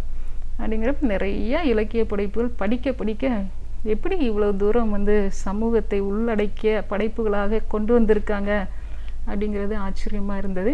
நான் அப்போ 10 வருஷத்துக்கு முன்னாடி இது எழுதியிருந்தாலும் சமீபத்தில் ஜூனியர் விடன் 35 ஆண்டுகால தொகுப்பு மொத்தமாக போட்டிருந்தாங்க. அதில் வந்து கலைஞரின் காதல் அடிச்சுவடுகள்னு ஒரு கதை படித்தேன். அப்போ அது வந்து அவர் கலைஞருடைய அந்த இது என்னது நச்சுக்கோப்பைன்னு ஒரு நாடகம், அந்த அவர் எப்படி பழனியப்பாவா தான் கதாபாத்திரமாக இருந்தார், சாந்தான்ற ஒரு கதாபாத்திரம் தன்னுடைய வாழ்க்கை அனுபவத்தை எப்படி வந்து ஒரு படைப்பாக கொண்டு வந்திருக்கிறாருங்கிறத 10 ஆண்டுகள் கழித்து, முத்தமிழறிஞர் வந்து 80 எழுதினது, நான் இப்போ 10 ஆண்டுகள் கழித்து அந்த கதையை படிக்கிறப்ப இது நம்ம 10 ஆண்டுகள் முன்னாடி எழுதியிருந்தோமே, இன்னும் இந்த தகவல் அப்போ இன்னும் கொஞ்சம் கிடைச்சிருந்தா இன்னும் ஒரு செம்மையாக எழுதியிருக்கலாமே அப்படின்னு ஒரு எண்ணம் வந்தது எனக்கு. நிறையா இதில் நிறையா படிக்கிறப்ப இப்பயும் பொருந்தாமனம் வந்து பொருளாதார சூழலில், கடன்பட்ட சூழலில் பெண் குழந்தைகளை கரையேற்றுவதற்காக ஏனோ தானோன்னு அதாவது அடிமாட்டு விலைக்கு ஆடு மாடாவது விலை குறைச்சா கிடைக்குதுன்னு சொல்லி பெண்களை எல்லாம் எப்படி ஒரு போகப் பொருளாக பார்க்கப்படுது அப்படிங்கிறதுக்கும், பெண்கள் எல்லாம் கல்வி கற்று உயர்ந்தவர்களாக இந்த சமுதாயத்தில் திகழ வேண்டும் என்பதற்கும் பெரியார் பாடுபட்ட கருத்துக்களை பாவேந்தர் பாடலாக கொடுத்து சமுதாயத்துக்கு ஒரு புரட்சியை வித்தாக்கி இருக்கிறாரு அப்படின்றப்ப ரொம்ப நான் இந்த ஆய்வு செய்து பெருமையாக கருதுறேன். நிச்சயமா மேடம். இப்போ பெண் சார்ந்து தான் கேட்குறோம். பெண் கல்வி, பெண் முன்னேற்றம், பெண்களோட வாழ்க்கை அப்படின்னும் போது நீங்கள் பெரியார் இயல் சார்ந்த உங்களுடைய ஆய்வுகள் இருக்குது அப்படிங்கிறதுனால பெண்கள் முன்னேற்றத்துக்காக பெரியார் அவர்கள் எடுத்துக்கொண்ட முயற்சிகள் இன்னைக்கு அதன் காரணமாக எந்த அளவுக்கு நம்ம வளர்ச்சி அடைஞ்சிருக்கோம்? கண்டிப்பாக. ஏன்னா ஒன்று சொல்லுவாங்க, அச்சமும் மடம் நாணம் நித்தமும் பெண்களுக்கு வேணும் அப்படி சொல்லுவாங்க. ஆனால் அந்த மடமை அச்சம் பேதமை ஒழித்தவர் பெரியார் அப்படி சொல்லுவாங்க. ஏன் அப்படின்றப்ப பெண்கள் எல்லாம் கல்வி கற்றால் தலை நிமிர்ந்து வாழலாம், பெண் கல்வி ஏன் வேணும் அப்படின்றப்ப பெண்கள் ஒரு ஆணுக்கு உடைமை, பெண் குழந்தை பிள்ளை விளைவிக்கும் பண்ணை. ஏன்னா 4 ஆண்டுகளில் 3 குழந்தைகள் பெற்று பெண்கள் எப்படி எல்லாம் ஒரு சத்து குறைபாடாக இருக்கிறாங்கன்றதை எவ்வளோ தூரம் மனதில் வச்சுட்டு அவர் 1926 குடியரசில் எழுதின இது என்னது கர்ப்பத்தடை பற்றி எழுதின அந்த சிந்தனை 1935 பாவேந்தர் அந்த கர்ப்பத்தடை பற்றி பாடலாக கொண்டு வந்துட்டார்.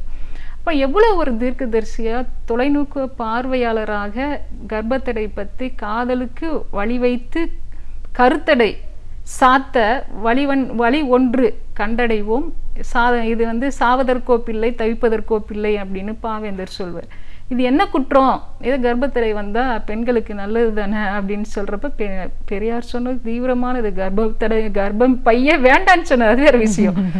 இன்னைக்கு காலகட்டத்தில் எவ்வளவோ பெண்கள் பெரியார் மாஸ்கோ போயிட்டு நிறைய மாற்றங்கள் கொண்டு வந்தார். பெண்கள் ஆண்களைப் போல் அங்கே மேற்கத்திய நாடுகளைப் போல் தலைமுடியை வெட்டிக்கணும், சேலை ஏன் அவ்வளோ பெரிய சேலை கட்டிட்டு அதுவே பெண்கள் பெண்களே தன்னை பெண்மையை உணர்த்துற மாதிரி இருக்குது. இதிலிருந்து விடுபட்டு வரணுங்கிறதுக்காக இன்னும் ஒரு புதுமையை பெண்ணாக காண விளைந்தார். அந்த வகையில் பெரியாரியத்தை படித்ததுனாலையும் நிறையா பெண்கள் இன்னைக்கு முன்னேறிட்டு வர்றாங்க அப்படின்றப்ப பெண்கள் இந்நாட்டின் கண்கள் அப்படின்னு தொட்டில் ஆட்டும் கை உலகையும் ஆட்டும் கை ஆளும் கை அப்படின்றப்ப இன்னைக்கு எப்படி பெண்கள் எல்லாம் சிறந்து விளங்கியிருக்காங்க அப்படின்றப்ப ஒரு புரட்சி. பெண்கள் பெண்களுக்கு ஒரு சொத்துரிமை கிடையாது, அது மாதிரி பெண்களுக்கு தன்னுடைய கணவனை தேர்ந்தெடுக்கும் உரிமை கிடையாது. கணவன் சரியில்லாட்டையும் அவர் சொல்வார், எலியின் பூனையினால் மனிதனுக்கு விடுதலை கிடைக்குமா அப்படின்ற மாதிரி ஆண்னால எந்த காலத்தையும் பெண்களுக்கு விடுதலை கிடையாது அப்படின்றப்ப ஒரு ஆணும் பெண்ணும் ஒரு குடும்பத்திற்கு எப்படி ஒரு இணைவாக இருந்து நடத்த வேண்டும், எப்படி குடும்பம் வளமுடையதாக இருக்க வேண்டும் என்பதற்கு எங்கே படிச்சுட்டு அவர் சொல்வாருன்னு தெரியல. அவ்வளோ ஒரு அரிய கருத்துக்களை எல்லாம் தன்னுடைய ஏடுகள் எல்லாம் பதிவு செஞ்சுருக்கிறாரு. அதையெல்லாம் பார்க்குறப்ப இன்னைக்கு சூழலில் பெண்கள் நிறைய முன்னேற்றம் அடைஞ்சிருக்கிறாங்க. பெண் கல்வின்றப்ப இப்போ படிக்காத பெண்களே இல்லைன்னு நிறைய போட்டி வந்துடுச்சு அப்படின்றப்ப எல்லாரும் எப்படியாவது குறைந்தளவு ஒரு பட்டமாவது வாங்கணும்னு எவ்வளவுதான் பொருளாதார சூழலில் ஒரு இக்கட்டான நிலையில் இருந்தாலும் கூட பெண் பிள்ளைகளை படிக்க வைப்பதற்கு தயாராக இருக்காங்க பெற்றோர்கள்.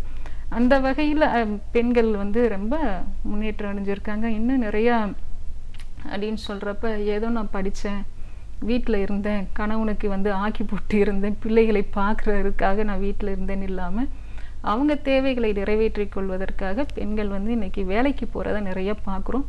அது பெரியாரின் வெற்றி அப்படின்னு தான் சொல்லணும். அதே மாதிரி நிறையா பெண்கள் படிக்கிறாங்க, வேலைக்கு போகிறாங்க, இன்றைக்கி சுதந்திரமாக பேசுகிறாங்கன்னு குடும்பத்தில் இருந்து தன்னுடைய உரிமைகளை விட்டு கொடுக்காமல் பேசுவது தான் பெண்ணியம். அதுக்காக நான் பெண்ணியம் பேசுகிறேன்றதுக்காக குடும்பத்தை விட்டு ரொம்ப ஒரு தீவிரவாத பெண்ணியம் அப்படியெல்லாம் கிடையாது. எதையும் ஒரு கட்டுக்கோப்பாக இருந்து பெண்ணியம் பேசுவது, பெண்ணுரிமை பேசுவது, தனக்கான உரிமைகளை நியாயப்படுத்துவது தான் பெரியார் பேசிய பெண் விடுதலை. அதுக்காக இப்படி இருக்கணும் அப்படி இருக்கணும் அப்படின்றப்ப பெண்கள் கல்வி கற்றால் இன்னும் கொஞ்சம் சுயமாக சிந்திக்கும் திறம் வரும், சுயமாக சொந்த காலில் நிற்க திறம் வரும், அப்படிங்கிற தன்னம்பிக்கை வரும். அதான் அவர் சொல்லுவார், கணவன் சரியில்லை அப்படின்னா பெண்கள் படித்தனா கணவன் சரியில்லைனாலும் பரவாயில்லை, அதன் வழியாக பெற்ற குழந்தைகளை காப்பாற்றுவதற்காகவாது இந்த படிப்பு உதவுமே அப்படின்றதுக்காக பெண்கள் கண்டிப்பாக கல்வி பெற வேண்டும் சொன்னார். அந்த நிலை இன்னைக்கு வெற்றி பெற்றுட்டு வருது அப்படின்னு தான் சொல்ல முடியும். நிச்சயமா மேடம். உலக தமிழ் ஆராய்ச்சி மையத்தின் உதவி ஆசிரியராக ஒரு பெண் அப்படிங்கிற முறையில் உங்களுடைய படைப்புகள் ஆய்வுகள் அப்படின்னும் போது நீங்கள் சார்ந்திருந்த ஒரு இயக்கம் இன்னைக்கு பெண் வளர்ச்சிக்கான ஒரு விதை அப்படின்னா அந்த நாள்லேருந்தே பெரியார் அவர்கள் எவ்வளோ தூரம் அதை வலியுறுத்தி சொல்லியிருக்காங்க. அதை ஒரு ஆய்வுக்காக எடுக்கும்போது அதை முழுமையாக உணர்வுபூர்வமாக புரியறதுக்கான ஒரு வாய்ப்பு உங்களுக்கு எப்படி ஏற்பட்டுச்சு? உலக தமிழ் ஆராய்ச்சி நிறுவனத்தில் உங்களுடைய பணிகள் என்ன? தமிழ் மொழி உலக தமிழ் ஆராய்ச்சி நிறுவனத்தோட வளர்ச்சிக்கும் தலைவர் கலைஞர் அவர்களுடைய பங்களிப்பு எவ்வளவு தூரம் முக்கியத்துவம் வாய்ந்ததா இருந்துச்சுன்னு பல விஷயங்களை எங்களோட நீங்க பகிர்ந்துட்டதுக்கு நன்றி. கலைஞர் தொலைக்காட்சிக்கு நான் நன்றி சொல்வதில் பெருமகிழ்வு கொள்கிறேன். நன்றி. நன்றி. அறிவியல், வரலாறு, இதுவரை நாம் அறியாத உண்மைகள், இவைகளிலிருந்து நமக்கு தேவையானவற்றை அழகிய தமிழில் தொகுத்து இன்றைக்கும் இனிமையாக வழங்க வந்திருக்கிறார் பேராசிரியர் சுபவீரபாண்டியன் அவர்கள். நிகழ்ச்சியில் அடுத்த பகுதியாக வரவிருப்பது ஒன்றை சொல் நன்றி சொல்.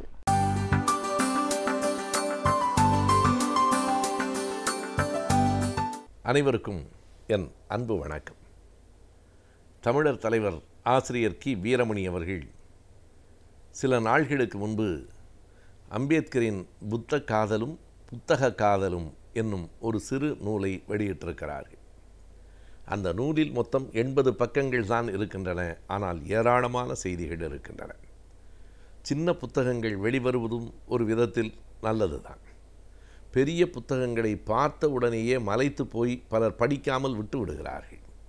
இது படிக்க தூண்டுகிற புத்தகமாக இருக்கிறது. பெரியார் சுயமரியாதை பிரச்சார நிறுவனம் இந்த புத்தகத்தை வெளியிட்டிருக்கிறது. இந்த தலைப்பே புதுமையானதாகவும் இருக்கிறது. புத்த காதலும் புத்தக காதலும். புத்தம் புத்தகம் என்கிற சொற்களிலே மட்டும் ஒற்றுமை அல்ல. புத்தகங்களை படி என்று நம்மை படிக்க சொன்ன இயக்கம்தான் பௌத்த மதம். எனவே இரண்டையும் இணைத்து 2 பகுதிகளாக, முதல் பகுதி அம்பேத்கர் ஏன் பௌத்த மதத்தை தேர்ந்தெடுத்தார், புத்தரின் மீது அவருக்கென்ன அப்படி ஒரு காதல் என்கிற செய்திகளை சொல்கின்றது. 2வது பகுதி அம்பேத்கர் புத்தகங்களின் மீது எவ்வளவு பற்றுடையவராக இருந்தார், எப்படி அவர் படித்தார், அவருடைய படிப்பு முறை, குறிப்பெடுக்கிற முறை எல்லாம் எப்படி இருந்தன, அவருடைய வாழ்க்கைக்கும் புத்தகத்துக்கும் இடையில் இருந்த நெருக்கமான தொடர்புகள் எவை என்பதை குறிப்பிடுகிறது. இறுதியில் அம்பேத்கரும் இந்து மதமும் என்று 1935 அக்டோபரில் ஐயா பெரியார் அவர்கள் எழுதிய ஒரு கட்டுரையும் பின் இணைப்பாக சேர்க்கப்பட்டிருக்கிறது. ஒவ்வொருவரும் படித்து அறிந்து கொள்ள வேண்டிய செய்திகளை கொண்ட புத்தகம் என்று இதனை சொல்லலாம். இது வெறும் பாராட்டு அல்ல, படித்தபோது உணர்ந்த அந்த உணர்வின் வெளிப்பாடு. நீங்கள் அம்பேத்கர் எப்படி புத்தகங்களை படிப்பார்? வீடு முழுவதும் புத்தகங்கள். அவருடைய படுக்கை அறையில் எங்கு திரும்பினாலும் புத்தகங்கள். அவரிடத்திலே பணியாளாக இருந்த தேவிதயாள் சொல்லுகிறார், டாக்டர் இரவு 1:30 மணிக்கு மேலும் படித்து கொண்டிருப்பார், எப்போது தூங்குவார் என்று எங்களுக்கு தெரியாது. இரவு 1 மணி 1:30 மணி வரையில் நான் இருப்பேன். பிறகு விடைபெற்று சென்றதற்கு பிறகும் அவர் படித்து கொண்டிருப்பார், எப்போது தூங்குவாரோ தெரியாது. காலையில் 7 மணிக்கு நான் அவருடைய அறைக்குள் நுழையும் போது சில புத்தகங்கள் அந்த படுக்கையின் பக்கவாட்டில் இருக்கும், சில புத்தகங்கள் பக்கத்தில் இருக்கிற நாற்காலிகளில் இருக்கும். ஒரு நேரத்தில் பெரும்பான்மையாக ஏதேனும் ஒரு புத்தகமாவது அவர் மார்பில் விரிந்து கிடக்கும், சில வேளைகளில் தவறி கீழேயும் கிடக்கும். புத்தகங்களோடு வாழ்ந்த மனிதர். அவரே சொல்லியிருக்கிறார், இந்த புத்தகங்கள் இருக்கிற இந்த அறைதான் எனக்கு கல்லறையாகவே ஆகிவிடும் போல் இருக்கிறது என்று அவர் விளையாட்டாக சொன்ன செய்திதான் அவர் வாழ்வில் உண்மையாக நடந்திருக்கிறது. 1956 டிசம்பர் மாதம் 5ஆம் தேதி இரவு படித்து கொண்டே இருந்தவர் அந்த புத்தக அறையிலே தான் நீடு துயிலுக்கு ஆளாகி இருக்கிறார். அந்த நித்திரையிலிருந்து அடுத்த நாள் எழவே இல்லை. அந்த புத்தகங்கள் வைத்திருக்கிற அந்த அறைதான் அவருடைய கல்லறையாகவும் ஆகியிருக்கிறது. அவர் எப்படி படிப்பார் என்பதை அவருடைய நண்பர்கள் மூலமும் அவருடைய உதவியாளர்கள் மூலமும் செய்திகளை சேகரித்து ஐயா வீரமணி அவர்கள் இந்த புத்தகத்திலே நமக்கு தொகுத்து தந்திருக்கிறார்கள். அவருடைய நெருக்கமான நண்பர்களாகவும் சீடர்களாகவும் இருந்த சங்கரானந்த சாஸ்திரி, நாமதேவ் நிம்கோடே என்கிற 2 பேர் சொன்ன செய்திகளும் அவருடைய பணியாள் தேவிதயாள் சொன்ன செய்திகளும் நிறைய இடம்பெற்றிருக்கின்றன. அண்ணல் அம்பேத்கர் அவர்களினுடைய உதவியாளர் ராட் சொன்ன சில செய்திகளும் நூலில் இருக்கின்றன. இதில் நிம்கோடே ஒரு செய்தியை சொல்லுகிறார், நமக்கு பெரிய வியப்பாக இருக்கிறது. ஒரு நாள் அம்பேத்கர் அவர்களை நான் பார்க்க சென்றிருந்தேன். அவர் எப்போதும் பதற்றமாக இருந்து நாங்கள் பார்த்ததே இல்லை. சுறுசுறுப்பாக இருப்பார். சுறுசுறுப்பாக இருப்பது வேறு, பதற்றமாக இருப்பது வேறு. சிலர் சுறுசுறுப்பாக இருப்பதாக நினைத்து கொண்டு பதற்றமாக இருக்கிறார்கள், அது அல்ல. ஆனால் அன்றைக்கு அம்பேத்கரிடத்திலே ஒரு பதற்றம் தென்பட்டது. நான் கேட்டேன், டாக்டர், எப்போதும் நாங்கள் பார்க்காத ஒரு பதற்றத்தை உங்களிடம் பார்க்கிறோமே, என்ன நடந்தது என்கிற போது, நேற்றைக்கு ஒரு விபத்து. என்னுடைய காரோட்டி மிக நுட்பமாக அதில் கற்று தேர்ந்தவன் என்பதனால் ஒரு விதமாக என்னை காப்பாற்றி விட்டார். இல்லையானால் நேற்றைக்கு நான் இறந்து போயிருப்பேன். நேற்றைக்கு நான் இறந்திருந்தால் என்ன ஆகியிருக்கும் என்று அவர் கேட்கிறார். இது எல்லா மனிதர்களும் இயல்பாக மரணம் கண்டு அஞ்சுவதைப் போலத்தான் அம்பேத்கரும் அஞ்சியிருக்கிறாரோ என்று தோன்றும். ஆனால் அடுத்த வரியை படிக்கிற போதுதான் மரணத்தை பார்த்து அம்பேத்கர் ஏன் அப்படி பதற்றமடைந்தார் என்பதற்கு சரியான விளக்கம் இருக்கிறது. நேற்றைக்கு இறந்திருந்தால் என்ன ஆகியிருக்கும், என்ன ஆகியிருக்கும்? அம்பேத்கரே விடை சொல்கிறார், ஒரு இந்துவாக அல்லவா நான் செத்து போயிருப்பேன் என்கிறார். ஏனென்றால் 1936 அவர் ஒரு வாக்குறுதியை இந்த சமூகத்திற்கு கொடுத்தார். நான் இந்துவாக பிறந்தேன், இந்துவாக சாக மாட்டேன். என்ன காரணம்? இந்து மதம் என்னை தாழ்த்தப்பட்டவனாக சொல்லுகிறது. இந்து மதம் சாதிகளால் என்னை இழிவுபடுத்துகிறது. எனவே நான் இந்துவாக சாக மாட்டேன் என்று அவர் சொல்லியிருந்தார். ஒரு வேளை நேற்று விபத்தில் இறந்திருந்தால், அப்போது அவர் பௌத்த மதத்துக்கு மாறவில்லை. 1956 அக்டோபர் 14 தான் அவர் நாகபுரியிலே பௌத்தத்திற்கு மாறினார். அதற்கு பிறகு வெறும் 1 மாதம் கூட அவர் உயிர் வாழவில்லை. டிசம்பர் 1 வாரத்தில் இறந்து போய்விட்டார். அது ஒரு பக்கம். எனவே அப்படி பௌத்தத்தில் மாறாவதற்கு முன்பே இப்படி மரணம் நிகழ்ந்திருக்குமானால் நான் சொன்ன வார்த்தையை காப்பாற்றாதவனாக அல்லவா ஆகியிருப்பேன். இந்துவாக சாக மாட்டேன் என்று சொன்னேன், ஆனால் இந்துவாக அல்லவா செத்திருப்பேன் என்று அவர் பதறி அந்த பதற்றத்தை நிம்கோடே தன்னுடைய நூலில் குறிக்கிறார். இப்படி பல்வேறு செய்திகள். அவர் புத்தகங்களை எப்படி தேடுவார், புத்தகங்களிலிருந்து எப்படி குறிப்புகளை எடுப்பார், நாளேடுகளை படிக்கிற போது கூட முக்கியமான செய்திகளை எல்லாம் வெட்டி ஒவ்வொன்றையும் ஒரு தாளில் அந்த பொருள் வாரியாக, இது அரசியல் சார்ந்தது, இது பொருளியல் சார்ந்தது, இது சமூகம் சார்ந்தது, இது மதம் சார்ந்தது என்று அந்தந்த பொருள் வாரியாக ஒவ்வொரு உரையிலே அதனை போட்டு வைத்துக் கொள்வார். எந்த உரையிலே அந்த குறிப்பு இருக்கிறது என்பதை நினைவிலே வைத்துக் கொள்வார். இன்றைக்கு இருப்பதைப் போல கணிப்பொறி வசதிகளெல்லாம் அண்ணல் அம்பேத்கர், ஐயா பெரியார் காலத்திலே இல்லை. அவர்களினுடைய உழைப்பும் வியர்வையும் நினைவாற்றலும் தான் இந்த செய்திகளை நமக்கு கொண்டு வந்து கொடுத்தது. இன்றைக்கு இருப்பதைப் போல அப்படிப்பட்ட வாய்ப்புகள், வசதிகள், ஏந்துகள் இருக்குமானால் அம்பேத்கர் போன்றவர்கள் இன்னும் 1000 நூல்களை எழுதியிருப்பார்களோ என்று எண்ண தோன்றுகிறது. எனவே அப்படி ஒவ்வொரு குறிப்பையும் எந்த இடத்தில் வைத்திருக்கிறோம் என்பது உட்பட நினைவிலே வைத்து கொண்டிருந்தவர் அண்ணல் அம்பேத்கர். ஒரு நாள் தீராத கால்வலி, மாத்திரைகள் போட்டும் வலி தீரவில்லை. அவருக்கு தெரிந்த ஒரே ஒரு வழி என்ன என்றால், ஒரு புத்தகத்தை எடுத்துக்கொண்டு படிக்க அமர்ந்திருக்கிறார். 5 மணி நேரம் படித்திருக்கிறார். அந்த படிப்பில் ஆழ்ந்து போன போது இந்த வலியை மறந்து போயிருக்கிறார். படிப்பு தான் அவருக்கு எல்லாமாக இருந்திருக்கிறது. படிப்பு தான் அவர் வாழ்வுக்கு வெளிச்சம் தந்திருக்கிறது. அந்த வெளிச்சத்தை அவர் தனக்கென்று வைத்து கொள்ளவில்லை. தான் பெற்ற வெளிச்சத்தை இந்த உலகத்திற்கும் தந்தவர் அண்ணல் அம்பேத்கர் அவர்கள்தான். அவருடைய புத்த காதல் பற்றியும் புத்தக காதல் பற்றியும் அறிந்து கொள்வதற்கு இந்த 80 பக்க புத்தகத்தையாவது நாம் படிக்க வேண்டாமா?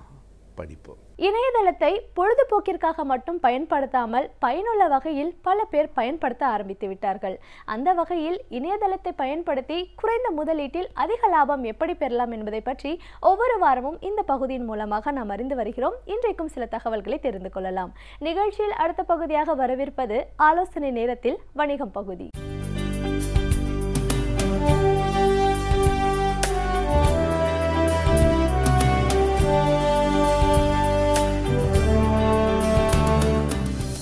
வணக்கம். ஸோ இதுக்கு முன்னாடி இந்த வாரங்களில் ஒரு தொழில் நிறுவனத்துக்கு தேவையான நிதி ஆலோசனைகளையும் ஒரு ஃபைனான்ஷியல் ஆலோசனைகளையும் ஒரு பிஸ்னஸ் டெவலப்மெண்ட்டு இது மாதிரி நிறைய விஷயங்களை பார்த்துட்டு இருந்தோம். இதில் தொடர்ச்சியாக இப்போது 2-3 வாரமாக ஒரு ஃபைனான்ஷியலாக ஒரு கம்பெனி வந்து நடத்துகிறவங்க, ஒரு தொழில் நடத்துகிறவங்க வந்து ஒரு ப்ராப்ளத்தை ஃபேஸ் பண்ணுறாங்க. அந்த ப்ராப்ளத்தை எப்படி அணுகணும், அதில் வந்து குறிப்பிட்ட ப்ராப்ளத்தை எப்படி அணுகணுங்கிறத பற்றி பேசணும். அதில் பர்டிகுலராக பார்த்திங்கன்னா ஒரு நிறுவனத்துலேருந்து கடன் வாங்கியிருக்காங்க. அந்த கடன் வாங்கிறதுக்கு எவ்வளோ தூரம் வரைக்கும் போகணும், அந்த மாதிரி ப்ராப்ளம் வந்ததுன்னா என்ன பண்ணலாங்கிறது வரைக்கும் பேசியிருந்தோம்.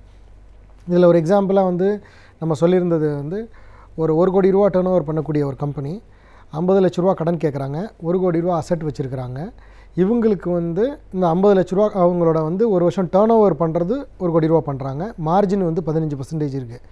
அப்படின்னா இவங்க என்ன மாதிரி வாங்கலான்றதுக்கு சொல்லணும்.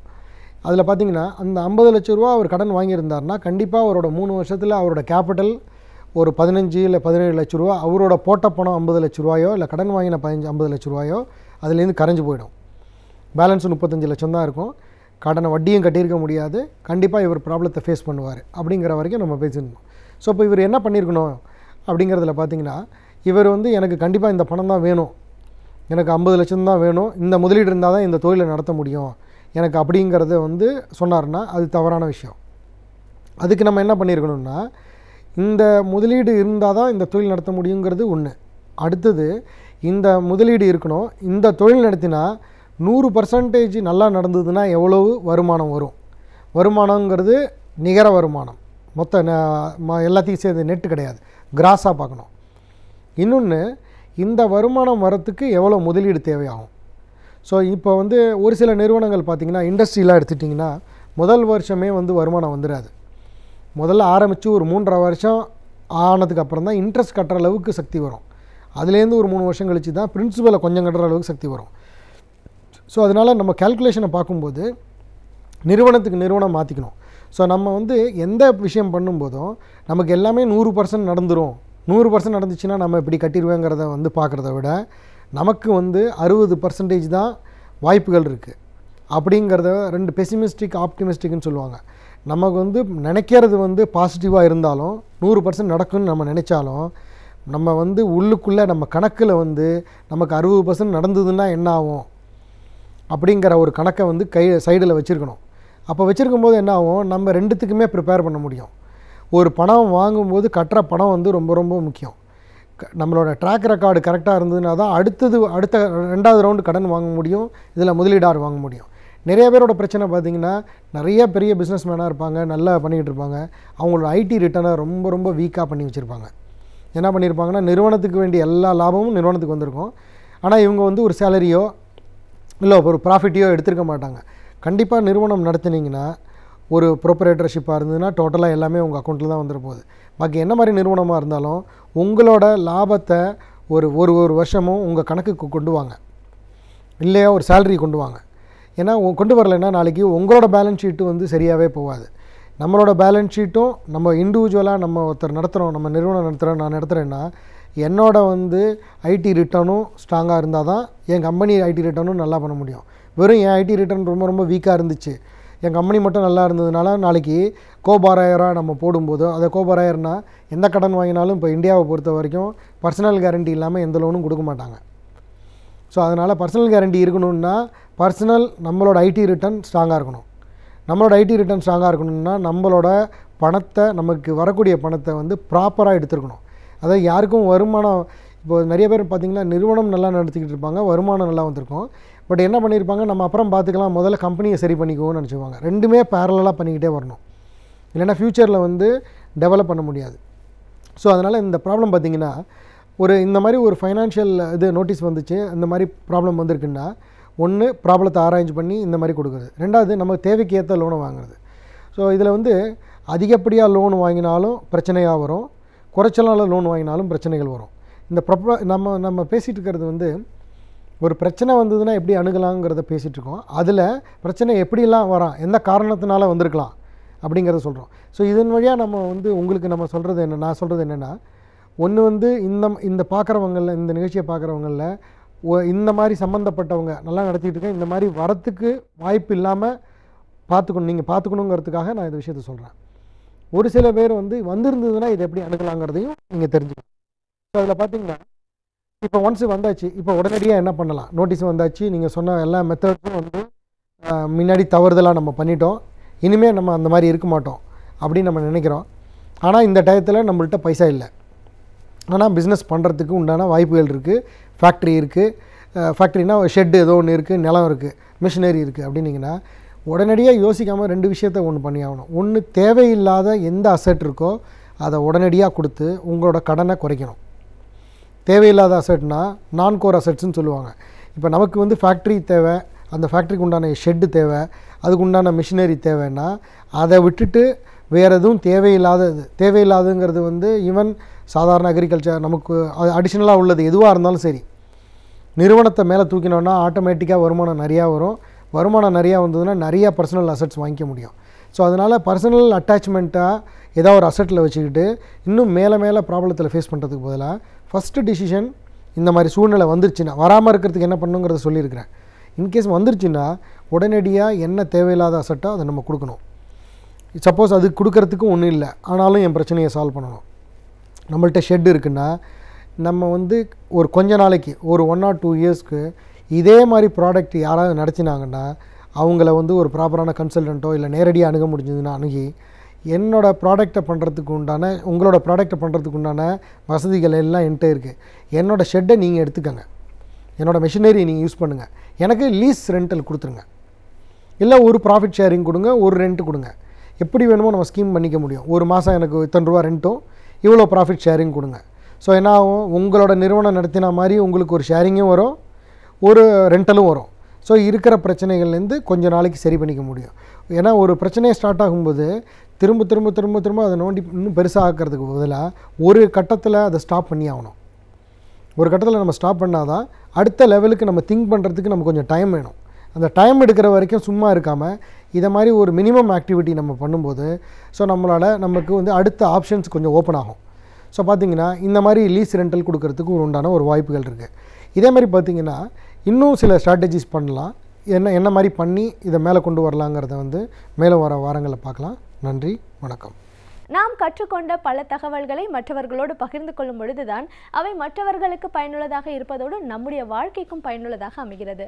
அந்த வகையில் டாக்டர் கார்த்திகேயன் அவர்கள் இன்றைக்கு என்ன பயனுள்ள தகவல்களை நமக்காக கொண்டு வந்திருக்கிறார் என்பதை கவனிக்கலாம். நிகழ்ச்சியில் நிறைவு பகுதியாக வரவேற்பது கற்றலும் கற்பித்தலும்.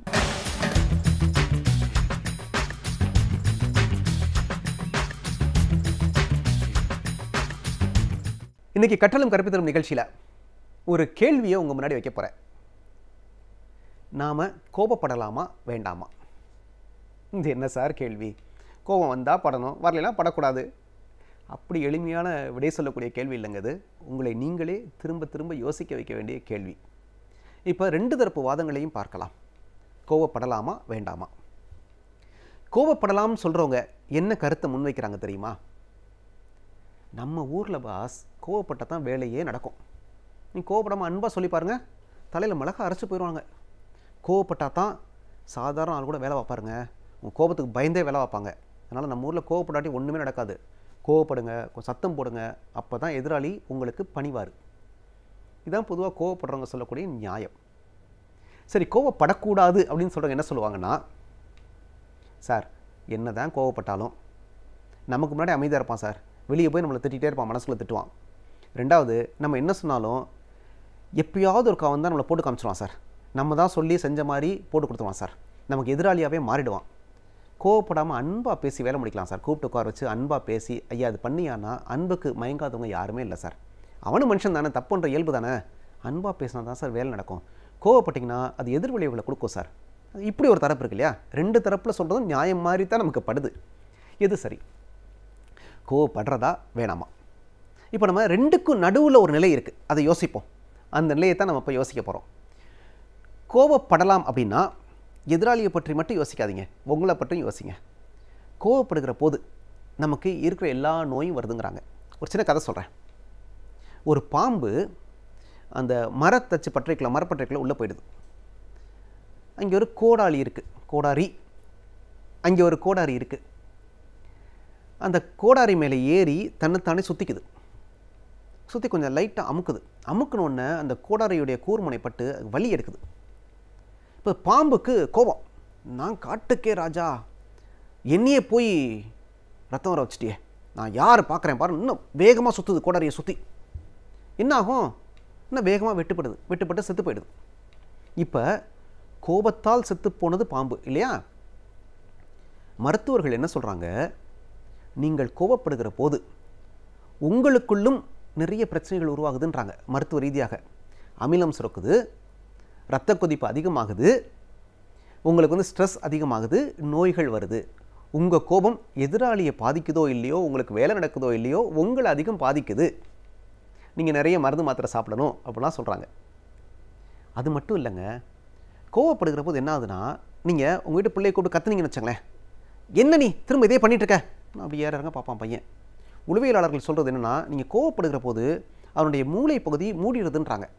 அப்போ என்ன கருத்தை நீங்கள் விதைக்க விரும்புகிறீர்களோ அந்த கருத்து அந்த மூளை பகுதியில் பட்டு எதிரொலிக்குதே தவிர அது உள்ளுக்குள்ளே போக மாட்டேங்குது. அந்த சத்தம் என்பது எதிர்மறையாக வேலை செய்யுது. உங்களுடைய நோக்கம் என்ன? பையன் அந்த வேலையை பார்க்கணும், இல்லை உங்களுடைய வேலையை பார்க்குற பணியால் அந்த வேலையை பார்க்கணும். அப்போ நீங்கள் திட்டுகிற போது அந்த வேலையை பார்க்குற எண்ணம் போய், இந்த ஆள் நம்மளை திட்டாரே, இவர் எப்படி நம்மளை திட்டலாம் அப்படின்ற கோபம் மட்டுமே நிற்குதே தவிர வேலையை பார்க்க தூண்ட மாட்டேங்குது. நம்முடைய நோக்கம் நிறைவேற மாட்டேங்குது. நோக்கம் நிறைவேறணும்னா என்ன பண்ணணும்? கோபத்தை எப்படி கையாளணும்?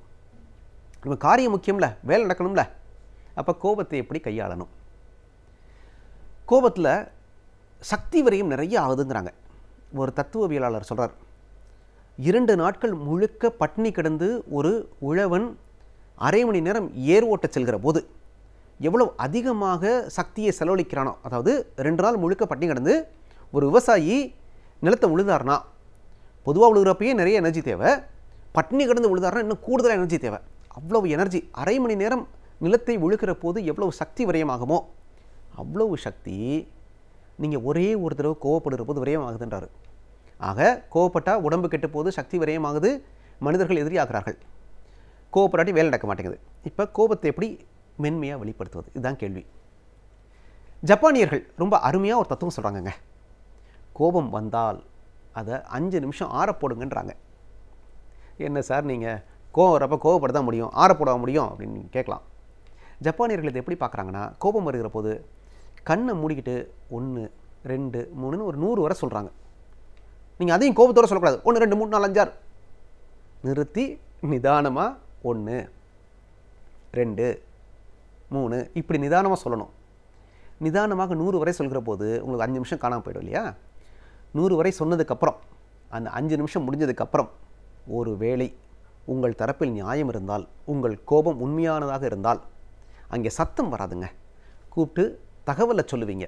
உணர்வு வேறு, தகவல் வேறு. உணர்வை நம்ம முன்னிலைப்படுத்துகிற போது தான் அது எதிர்மறையாக நமக்கு வேலை செய்கிறது. அந்த உணர்வை தூக்கி ஓரமாக வச்சுட்டு, சத்தத்தை வேகமாக வச்சுட்டு, சத்தத்தை ஓரமாக வச்சுட்டு நம்ம என்ன சொல்லுவோம்னா, அவரை கூப்பிட்டு பேசி, தம்பி இப்படி பண்ணாதையா, இப்படி பண்ணால் நல்லாயிருக்கும் அப்படின்போம். ஆக நமக்கு அந்த ஞானம் வந்துடுது அந்த 5 நிமிஷத்தில். இதை பண்ணினா நமக்கு வேலை நடக்கும் அப்படிங்கிறாங்க. ஆக நீங்கள் 3 ஸ்டெப் பண்ணணும். 1, கோபம் வந்த உடனே ஒரு 5 நிமிஷம் அந்த இடத்தோட வெளியே வந்துருச்சு போயிடுங்க. இல்லை ஒரு 5 நிமிஷம் அமைதியாக இருங்க. சாந்தம் அடைஞ்ச உடனே 2வது எதிராளியை தனியாக கூப்பிடுங்க. பல பேர் முன்னாடி போய் நீங்கள் கோவப்பட்டீங்கன்னா அது அவருக்கு இன்னும் அவமானமாக இருக்குது. எல்லாருக்கு முன்னாடி நீ திட்டுறாங்களே, தனியாக கூப்பிட்டு சொல்லியிருக்கலாமே. சின்ன பிள்ளைக்கு கூட அந்த அவமானம் தெரியுதுங்க. நீங்கள் அவங்க ஃப்ரெண்ட்ஸ் முன்னாடி சின்ன பிள்ளையை திட்டி பாருங்கள், அது எதிர்க்கும். தனியாக கூப்பிட்டு பேசி பாருங்கள், அது தகவலை பொறுமையாக கேட்டுக்கும். ஆக பலர் முன்னிலையில் திட்டாதீங்க, பலர் முன்னிலையில் கோவப்படாதீங்க. அது உங்களை ரொம்ப வீக்கானவராக காமிக்கும், அவருக்கு அவமானத்தை கொடுக்கும். 2மே தப்பு. ஆக கோபம் வந்தால் 5 நிமிஷம் கொஞ்சம் அமைதியாக இருங்க. 2வது எதிராளியை தனியாக கூப்பிட்டு பேசுங்க. எதிராளியாக இருக்கலாம், பணியாளராக இருக்கலாம், பிள்ளைகளாக இருக்கலாம். தனியாக கூப்பிட்டு பேசுங்க. 3வது அவர் கருத்தையும் கொஞ்சம் கேட்டுக்குங்க. நீ ஏன்பா இப்படி பண்ணுன, ஓம் பக்கம் ஏதாவது நியாயம் இருக்கா, என்ன நடந்தது அப்படின்னு கேட்டுட்டு உங்கள் கருத்தை சொல்லுங்கள். நான் ஏன் சொன்னேன்னா இப்படிப்பா இப்படி பண்ணினா நமக்கு நல்லதுப்பா அப்படின்னு பொறுமையாக கையாண்டிங்கன்னா நம்முடைய காரியம் நிறைவேறும். நாம் எதிரியை சம்பாதித்து கொள்ள மாட்டோம். நம்ம உடம்புலையும் நோய்கள் வராது. புரியுதுங்களா? கோவப்படணும் இந்த சென்ஸ் நமக்கு வேலை ஆகணும். நம்ம சும்மாவே உட்காந்தோம்னா சொல்கிற மாதிரி தலையில் மிளகா அரைச்சி போயிடுவாங்க. இந்த ஆளுக்கு ஒன்றும் தெரியாதுப்பா, நம்ம சொல்கிறதாப்பா அப்படின்னு. கோவப்பட்டால் வேலையை விட்டு போயிடுவாங்களோ அப்படின்னு நீங்கள் பயந்துகிட்டே இருக்க வேண்டிய அவசியமும் கிடையாது. கோவப்படணும், ஆனால் அதை உணர்வாக வெளிப்படுத்தக்கூடாது, தகவலாக வெளிப்படுத்தணும். அவங்களுக்கும் தங்களை வெளிப்படுத்த வாய்ப்பு தரணும். தனியாக கூப்பிட்டு பேசணும். எல்லாருக்கு முன்னாடியும் கூப்பிட்டு திட்டக்கூடாது. இந்த 3 உத்திகளை நீங்கள் பின்பற்றினீங்கன்னா, நீங்கள் என்ன காரியத்தை ஒருத்தர்கிட்ட டெலிகேட் பண்ணியிருக்கீங்களோ அந்த காரியம் அழகாக நிறைவேறும். நீங்கள் நண்பர்களாகவே இருப்பீர்கள். உங்களுக்கு உலகத்தில் எதிரிகளே இருக்க மாட்டார்கள். நன்றி.